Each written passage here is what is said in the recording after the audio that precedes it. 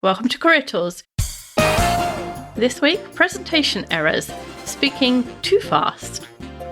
The questions this cast answers are, what is too fast when giving a presentation? What do I do if I speak too quickly when presenting?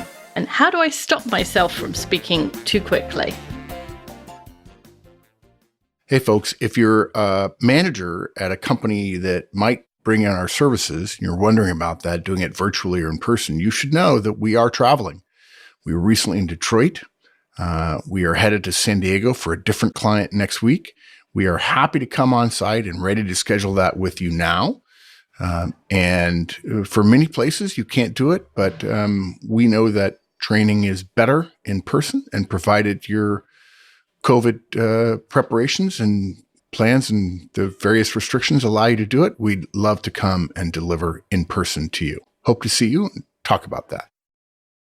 This guidance came out of two questions that I had after I did a presentation at Toastmasters. One person said, I'm from New Jersey, I talk fast and I use my hands. What can I do when it's my nature, or do I just embrace it? And the other person said, I tend to speak fast or forget what I want to say. What do you recommend to get better at not doing this? So if you are afraid that you speak too quickly, or you've been told that you speak too quickly, this is the cast for you. We're going to talk about, are you really speaking too quickly? And then practicing, and then having your content twice, and putting your most important point first. So that's going to be our outline, if you will. And we'll start with, are you really speaking too quickly? Because when you're presenting, you're supposed to speak more quickly. It's part of the way that you impart energy into the room and excitement about your topic. And if you're excited, then your audience will be excited. And it's completely possible that you don't have a problem at all. So before you fix it, you have to work out if you have a problem. Yeah. One quick note here. If you're speaking to a group where English is their second language, more slow. And when we get these questions from people, we first ask for more detail. Who told you this? Who gave you the feedback? What was the circumstance? When? How often? What did they specifically say? The problem with the feedback, you speak too quickly, is that the speed at which you speak is being compared to a different target by all the different people who hear you. So each person has a different feeling for what too quickly is. Everybody's ears go at a different speed. Sure. There's actually really interesting stuff about language and syllables versus content, which I find super interesting, and no one else will. So we'll move past that and talk, as always, because we love to, about DISC. In the DISC model, a high D or I, who also speak quickly and make big gestures, might say that your presentation style is perfect because that's their normal rate. Yeah. High S or high C, though, seeing the same presentation at the same time, would tell you are too fast, too loud, or too over the top. What these groups consider to be just right is different. And no matter how quickly or slowly you go, one group will think you're either too fast or too slow. And that's not to say that since you can't please all the people all of the time, that you should just give up and say, it's my nature and I can't change it and I'm just going to do it my way. Because you can change it and you should try and change it for different audiences. The first thing you need to think about is your audience. And one way to think about them is their DISC profiles and what you're teaching them and what the circumstances are. There's all sorts of things. But for example, if you get a whole bunch of engineers, then more of them are going to be high Cs, because that's just the nature, that's the profile that tends to gravitate to that role. And so you probably want to go more slowly, more in detail, more structure, less gestures, more data.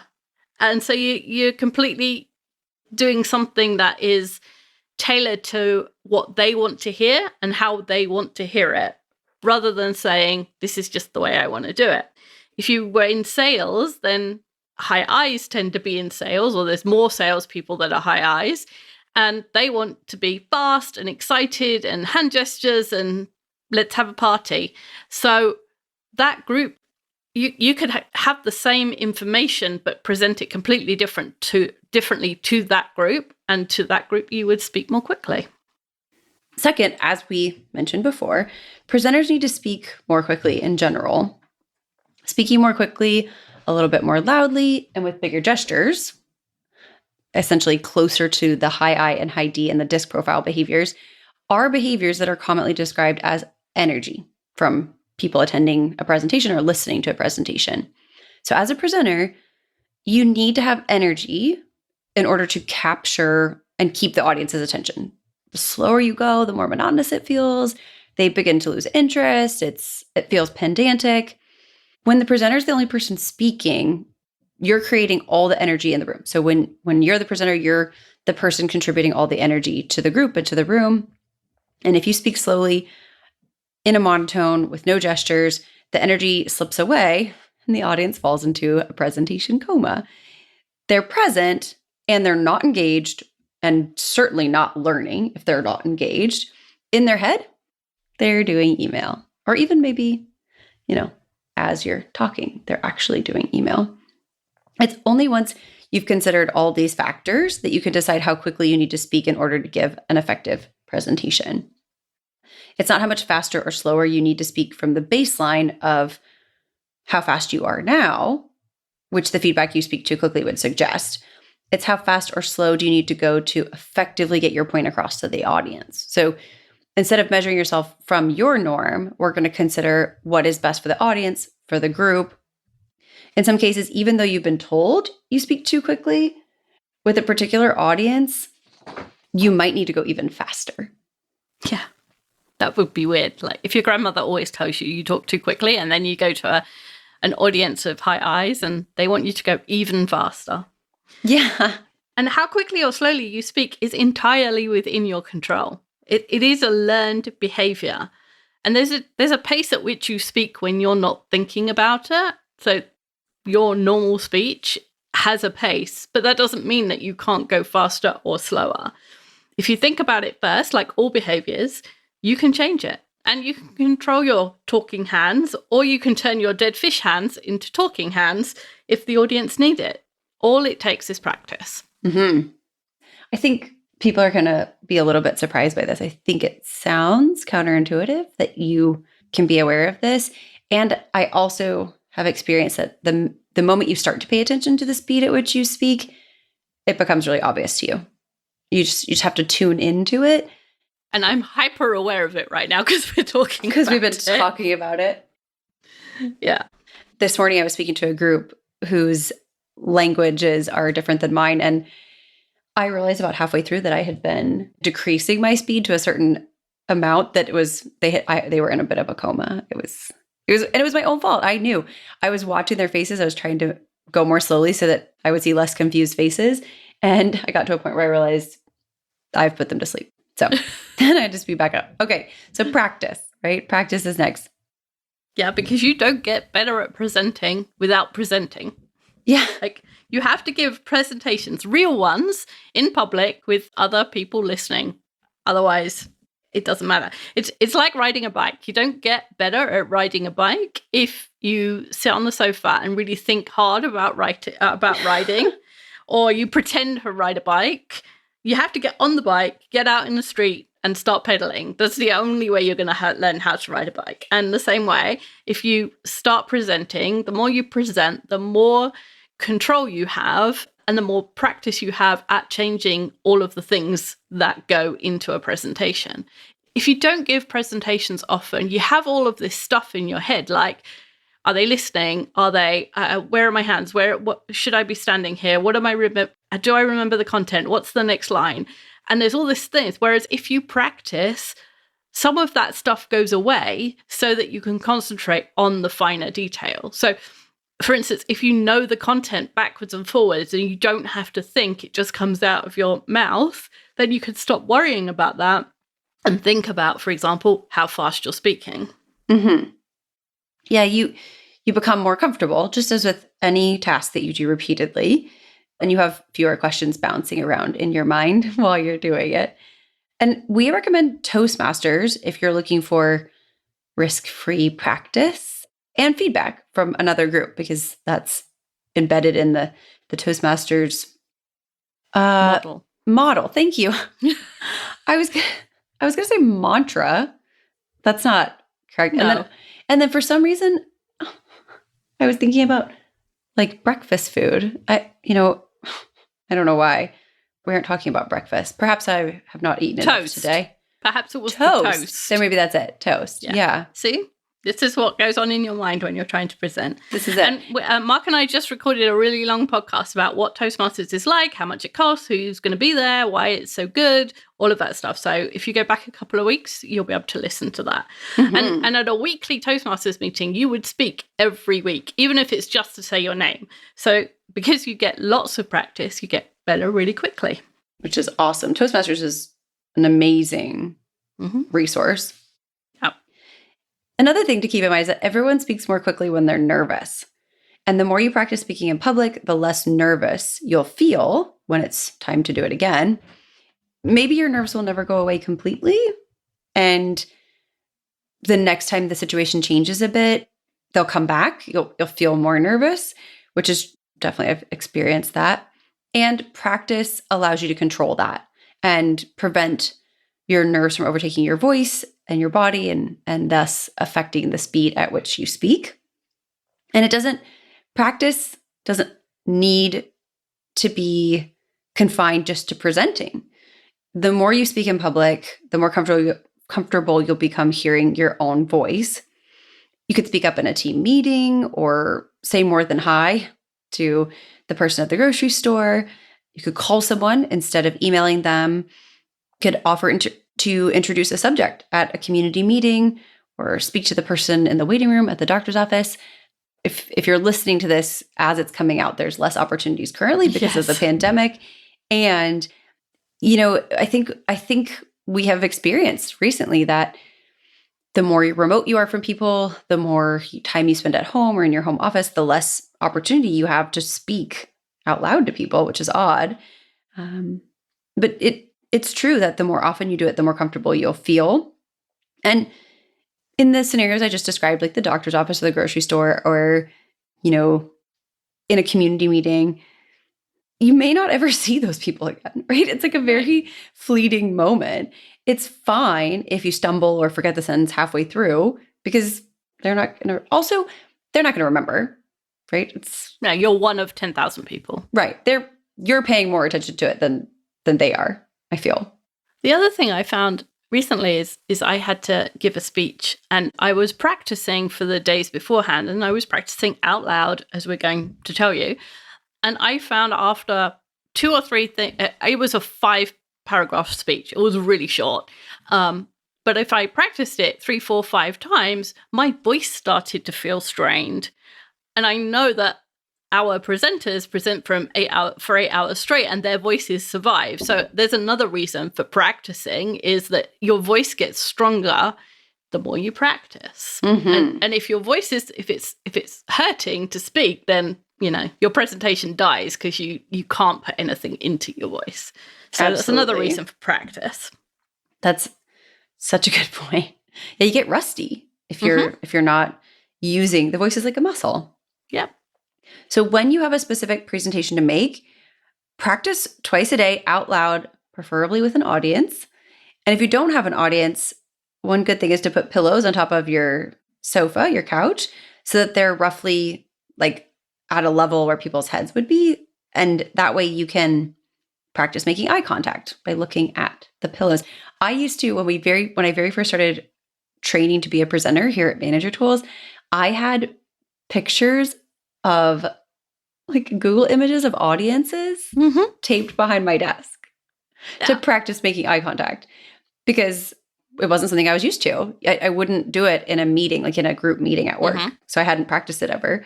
So when you practice making eye contact with the pillows. And then that way, when it's time to actually give the presentation, you'll be used to looking at the right place. And that way you don't have to think about that part. Like you're training yourself for that scenario of, hey, look at people in the eye because the connections are better and they listen more. And also you can get a sense from the audience how it's going, if you're putting them to sleep, Yeah. Yeah. A friend of mine at Toastmasters is a nurse, and she was doing resuscitation training. So she had 4 of the resuscianis in her house. So she put them on the sofa and gave her presentations to them. That's awesome. Is that what they call them? Resuscianis? Yes. And apparently they're modeled after a woman who died in the Seine in Paris. She drowned, and when they found her, she had the perfect face. And so they sculpted it after her. Wow. Department of Useless Information. There you go. That's also a very flattering and tragic story. Disturbing. Yes, exactly. Fair. Yeah. It's like the James Bond girl who was painted gold and then died. Yes. It's like, Right? you're perfect. Sad. Gosh, we're morbid today, huh? We are, aren't we? We should be excited. Yes. And the other thing is, don't forget to time yourself, because if you're speaking more slowly, it won't help if you don't get the important points in, more of which we'll say in a minute. But you need to time yourself so you know how much of the content you can get in at the speed at which you're speaking. It's important to keep in mind if you're doing slides with this, you want to probably look into like how much content is on your slides. I remember in my previous life as an engineer, I went to a lot of presentations where there were Excel snippets in the slides. You cannot possibly cover all of that. So there is a chance, I would say, just maybe if you're an engineer or if you're somebody who has previously put Excel snippets into your slides, just a note of caution that maybe the content that you've put together is driving your speed. And just be aware of like what you're putting in there. Does it need to be there?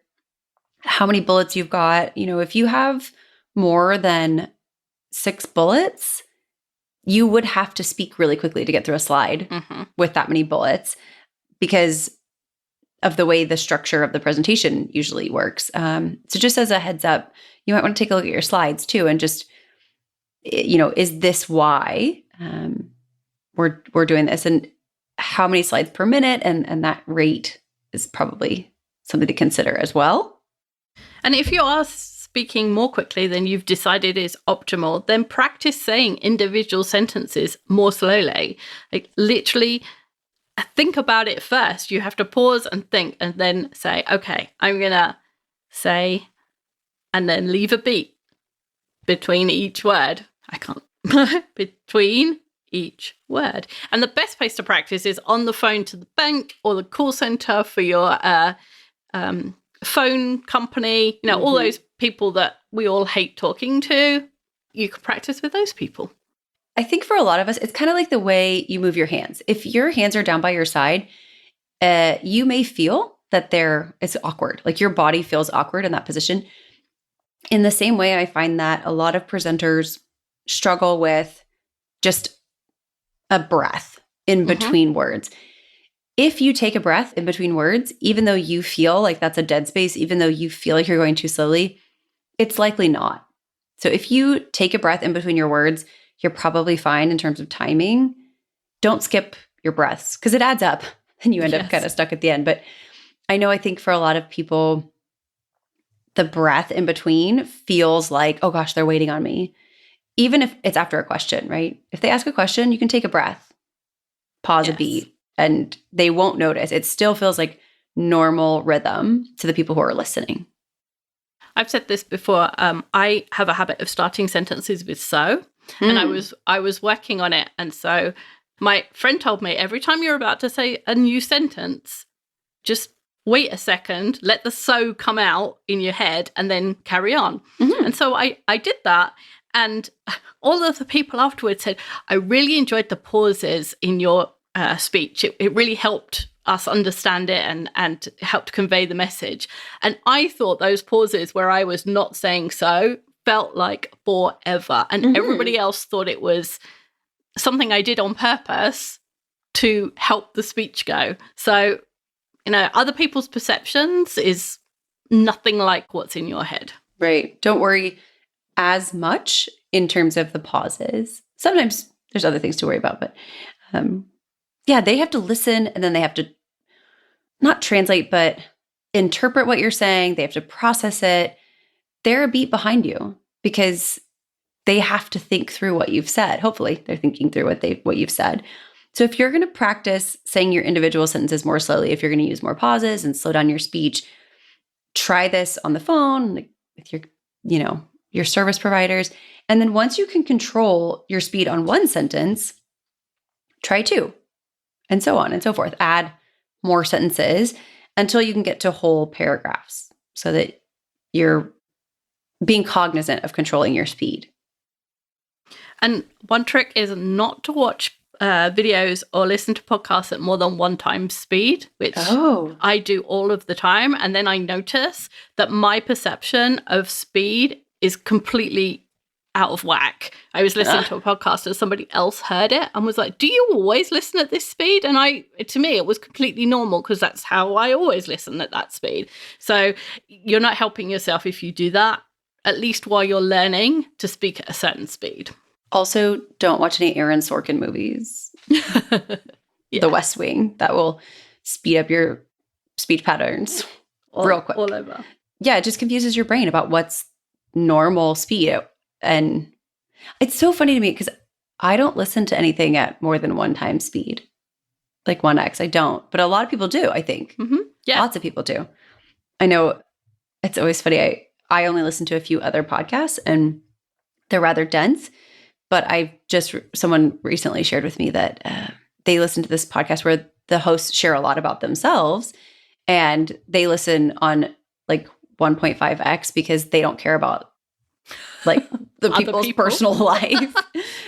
She said, I'm not listening for that. So I listen at a sped up rate so that I don't have to listen to her story about baking or something like that. Folks, this is a really timely announcement. This cast is coming out on April 1st. And we have a virtual effective remote manager session spun up for April 12th, and we still have a few slots left. Virtual ERMs are very popular because they take what we already teach relative to the Trinity, one-on-ones, feedback, coaching, and delegation, and extend it, and we talk in detail about how to do that remotely. It's not easy. Remoteness makes things harder. So if you're struggling with remote management and you know a little bit about the Trinity, and maybe you're trying to roll it out, you might want to come see us, come sign up and attend the virtual effective remote manager conference on April 12th. If after all of these things that we've suggested, you're still talking too fast, then there are 2 more things that you can do. The first is have your content and have it again. And like, I want to say it like half. Like we're cutting it in half. We're not. Yes. I'm not pronouncing the V in half. Half? Half. No, I can't say it now. Half. No. Let's say cut the content that you want to put in the presentation in half, and then cut it in half again. Yes.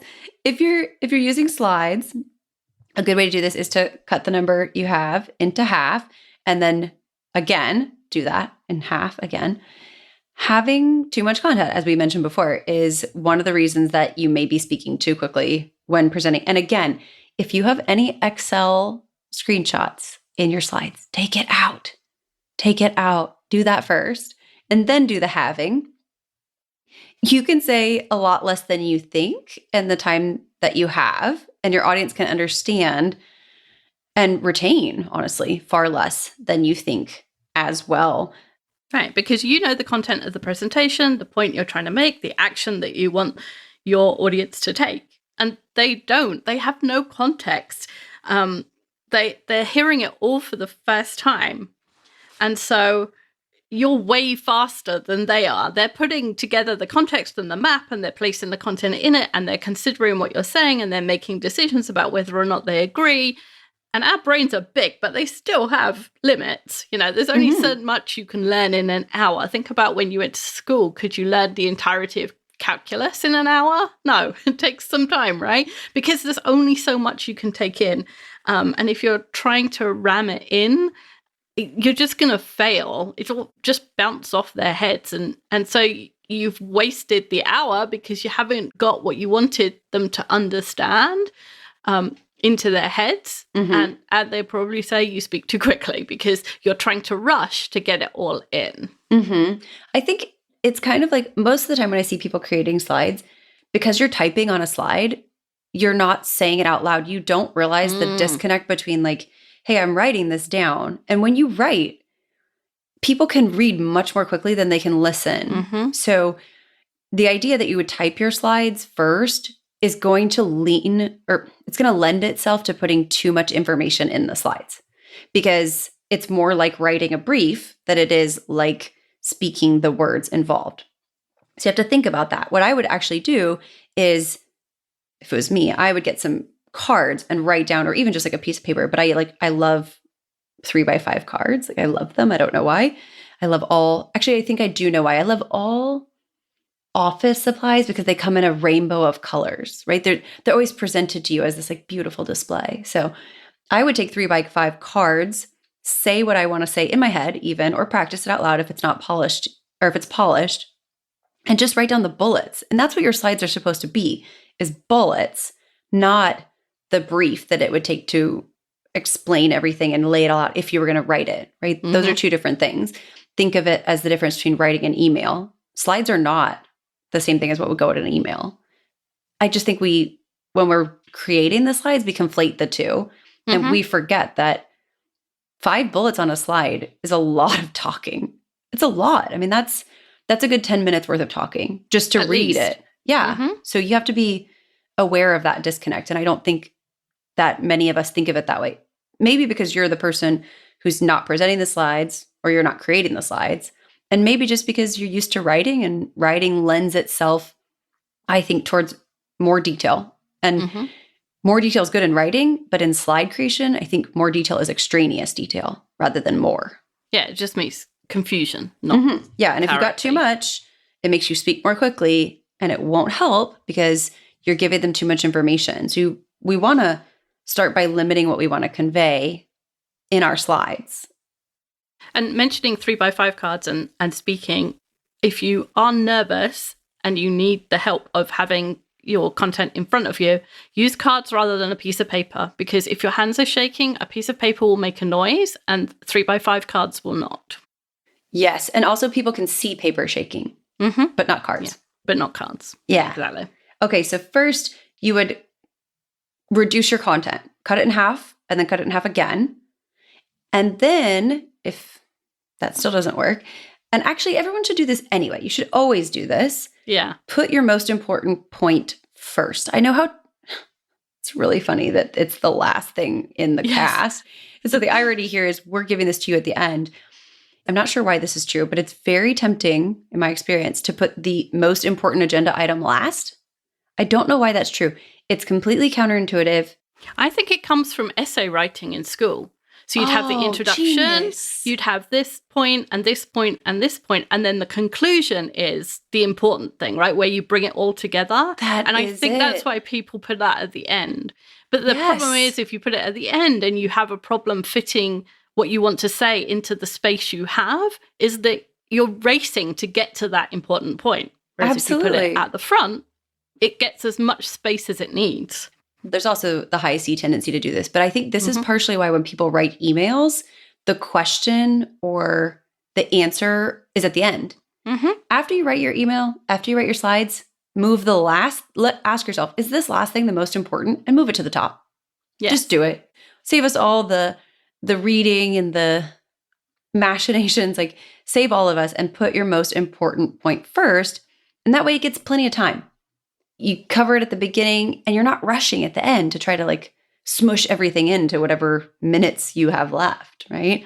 Make sure that the audience hears it if it's first. Right. And it's said that more people are afraid of public speaking than are afraid of death, which I find weird. But anyway, and you might have heard you speak too fast and then allowed that to put you off ever speaking in public again. And it might not have been appropriate feedback, and it might, but with practice, you can control control the speed at which you speak, and don't let it put you off trying. Thanks, Kate. Thanks, Wendy. That's all for this week. We'll be back next week with a new topic.